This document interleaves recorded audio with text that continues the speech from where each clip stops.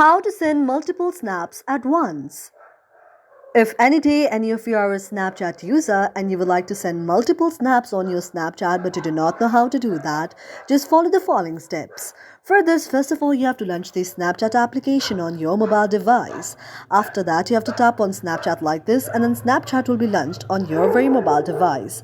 After that, what you can do is you have to go to the very icon of the camera on your mobile device and then go to the plus icon on your mobile device. After you tap on the plus icon, now you can see an interface like this. You have to tap on the option of the director mode.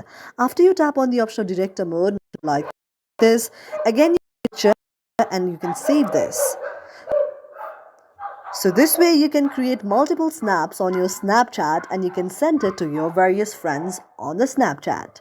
Thank you for watching our video, and if you really like it, do not forget to subscribe our channel.